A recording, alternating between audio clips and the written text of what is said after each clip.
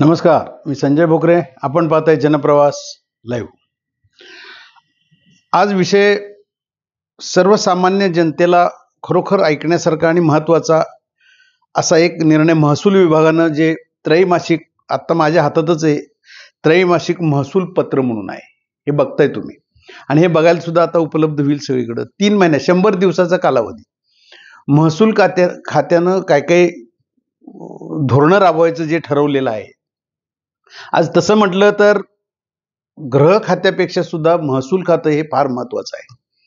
मी आज एवढ्यासाठी म्हणतोय, हा विश्लेषणाचा मुद्दा एवढ्यासाठी केलेला आहे की सध्याचे विद्यमान मंत्री जे आहेत चंद्रशेखर बावनकुळे, हे अलीकडे चांगलेच ऊर्जावान बनलेले दिसत आहेत. म्हणजे फटाफटा निर्णय असे चाललेले आहेत की ते जनतेच्या, म्हणजे काल देवेंद्र फडणवीसांचं एक वाक्य मला बघायला मिळालं की हे सरकारी यंत्रणेचा भाग आहे महसूल विभाग, तर तो भाग न ठेवता तो लोकजीवनाचा अविभाज्य भाग बावनकुळे साहेबांनी बनवलेला आहे. त्यांचं अभिनंदन. म्हणजे स्वतः मुख्यमंत्रीच त्यांचं कौतुक करतायत. म्हणजे काहीतरी बावनकुळे नक्की पुढे निघालेले आहेत, चांगले निर्णय करतायत आणि हे अखंडित तसंच राहायला पाहिजे. नाहीतर आधीच्या काळात सुद्धा एकनाथ खडसे महसूल मंत्री होते, निर्णय जाहीर केले, अंमलबजावणी शून्य. परंतु आता मी एक बघतोय, नवीन वाळू धोरण, म्हणजे कृत्रिम वाळूचा वापर झाला पाहिजे, अंमलबजावणी डायरेक्ट. हे आता महसूल खातं चांगली धोरणं राबवावं लागले. मग त्याच्यातनं अनाधिकृत उत्खनन, त्याच्यावर सुद्धा मी बघितलं ह्या पत्रिकेमध्ये आलेलं आहे. या महसूल पत्रामध्ये ते दिसतंय. पण त्याच्यामध्ये अवैध उत्खनन म्हटलेलं आहे. हे नक्की थांबलं पाहिजे. म्हणजे कुठंतरी वाळू धोरण आणि ह्याच्यात पर्यावरणाचा विचार महसूल खातं करतंय आणि फास्ट चांगल्या पद्धतीने निघालेला आहे. परंतु हे करताना सुद्धा दुसरी बाजूही बघितली पाहिजे की खाली तलाठी, तालुका लेवलला, सर्कल, हे जे काही करतात, खरोखर उत्खनन झालेलं असेल किंवा एखाद्याला पिळवणूक करायची, हे पण धोरण असता कामा नये. हे सुद्धा अधिकारी कुठंतरी तारतम्य पाळले पाहिजे. त्याच्यासाठी सुद्धा महसूल विभागानं पावलं उचलली पाहिजे, वरिष्ठ अधिकाऱ्यांनी पावलं उचलली पाहिजेत, मंत्री महोदयांनी उचलली पाहिजे. आता त्याच्यामध्ये बरेच बघितलं मी, साधारणपणे AI तंत्रज्ञानाचाही वापर दिसतोय. सेवा हमी कायद्यान्वये मिळणाऱ्या 134 सेवापैकी 62 सेवा कार्यान्वित केलेत. म्हणजे खरोखर काम जोमानं चाललेलं दिसतंय आणि बाकीच्या सगळ्या ऑनलाईन पद्धतीनं दिसतंय. एक जिवंत 7/12 मोहीम, आता याच्यामध्ये मी बघितलं, त्यांच्यामध्ये जिवंत 7/12 मोहीम हे सुद्धा चांगला राबवण्याचा निर्णय चांगला आहे त्यांचा.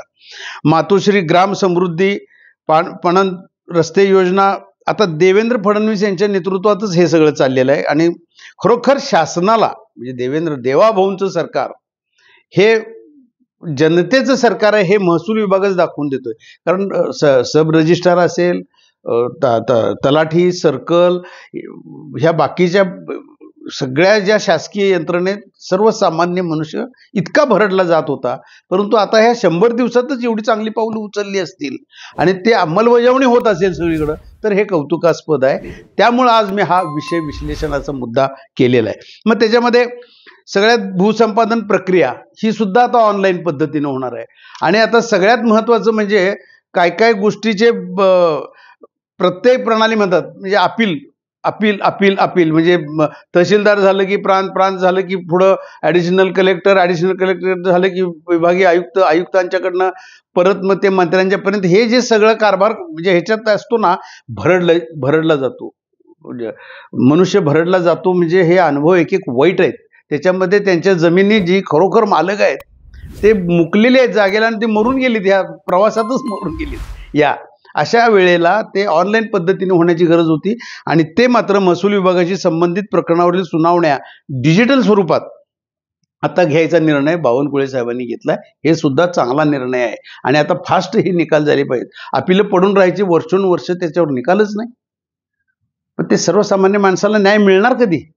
आणि बिल्डर लॉबी ही अतिशय बोगसपणे एखाद्याला फसवून त्याचं डेव्हलपमेंट ॲग्रीमेंट करायचं, नावावर करून घ्यायचं आणि नंतर त्याला त्याचे चेक पास करायचे नाहीत आणि त्याला त्रास द्यायचा, ही पद्धती चाललेल्या आहेत. ह्याच्यावर निर्णय फास्ट होण्याची गरज आहे. आणि कुठेतरी 7/12 इतर हक्कात नाव टाकून द्यायचं, म्हणजे तो जो मालक आहे तो भरडला जातो आणि तो बिल्डर असे गैरफायदे घेऊन जागा लाटतात आणि हे विशेषतः महानगरामध्ये होतंय. ग्रामीण भागामध्ये तलाट्यांना सुद्धा सूचना दिल्या पाहिजेत की पटापट निर्णय. आता डिजिटल मीडिया जर का असं आणत असेल म्हणजे दिवाणी न्यायालयाप्रमाणे आता या सगळा कारभार आज महसूल खात्यानं चालू केलेला आहे. हे अभिनंदनाचंच पात्र आहेत. आता त्याच्यामध्ये आता बऱ्याच गोष्टी त्यांनी सांगितलेल्या आहेत. शेतकऱ्यांसाठी सुद्धा बऱ्याच योजना आहेत. आता 500 रुपयाची मुद्रांक शुल्क माफ करून तर पालक आणि विद्यार्थ्यांना फार मोठा दिलासा दिलेला आहे बावनकुळे साहेबांनी आणि ते दिसतंय आता. म्हणजे विविध प्रमाणपत्र जी लागतात ती गोळा करण्यात 4-4 हजार रुपये जात होते हो. माफ करून टाकलं आणि अंमलबजावणी सुद्धा झाली. त्यामुळं विद्यार्थ्यांच्यात आणि पालकांच्यात सुद्धा समाधानाचं वातावरण आहे. म्हणजे महायुतीचं जे सरकार आहे त्याच्यामध्ये खरोखर आता कुठं समाधानाची बाब असेल तर हे महसूल खात्याने घेतलेले निर्णय, विशेषतः बावनकुळे साहेबांनी, आणि ते वेळ देतात, ते लोकांना पण भेटतात. आता सहज मी सुद्धा गेलो तो हे महसूल खात्याविषयी काही माहिती मिळते का म्हणून आमचे काही पत्रकार मंडळी सुद्धा होते. तर अक्षरशः हजारो लोक त्यांच्या केबिनच्या बाहेर उभारलेले होते आणि सगळ्यांना ते वेळ देत होते, सगळ्यांची कामं करत होते, फटाफट निर्णय करत होते. ह्याने महसूल खात्यातच गर्दी असते, महसूल खात्यातच कामं सगळ्यांची अडलेली असतात. मी बाकीच्या खात्यात नसतातच असं म्हणणार नाही, परंतु सर्वसामान्य माणसाचा टच हा त्या खात्यात. आता जिल्हाधिकारी, तहसीलदार इथं किती हेलपाटे घालताना आपण बघतो सर्वसामान्य माणसांना आणि न्याय मिळत नाही. तर अशा वेळेला आता हे ऑनलाईन पद्धतीनं चालू झालेलं असेल, डिजिटल मीडिया आला असेल, AI चा वापर करत असतील बावनकुळे साहेब आणि त्यांचे हे एक एक मी वाचलं, खूपच आहेत त्यांची कामं. आणि मोजणीसाठी जर आपण बघितलं, पोलिसांच्यासाठी तर जे भूसंपादन होत असतं त्यावेळेला सुद्धा ते पोलीस संरक्षण असतं ते सुद्धा विनामूल्य करतायत. अशा अनेक आज गोष्टी उपलब्ध आहेत महसूल पत्रात, ते सगळ्या बघितलेल्या आहेत आपण.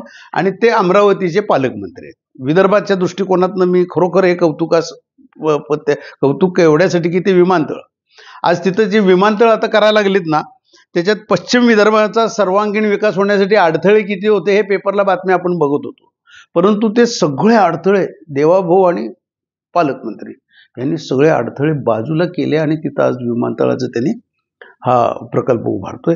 तर त्याचंही कौतुक केलं पाहिजे, कारण त्याच्यातनं त्यांनी नाव काय, स्वप्न व संधी प्रवेशद्वार, हे सुद्धा मी बघितलं.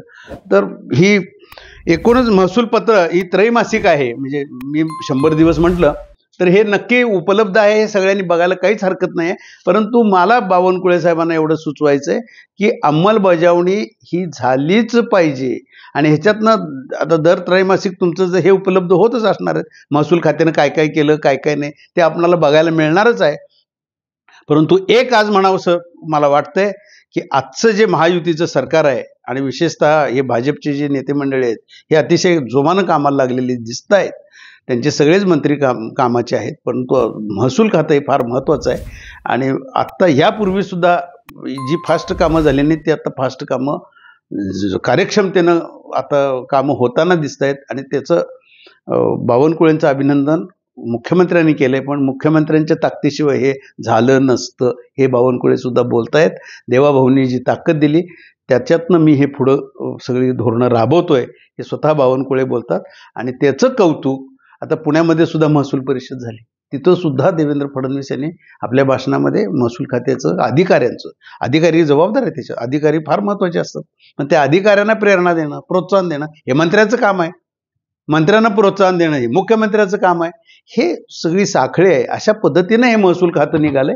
आणि देवेंद्र फडणवीस यांची ताकद आणि महसूल खात्याने केलेली जी काम आहे ह्याची ताकद, त्याच्यामुळे हे सरकार हे जनतेचं सरकार आहे म्हणायला काहीही हरकत नाही.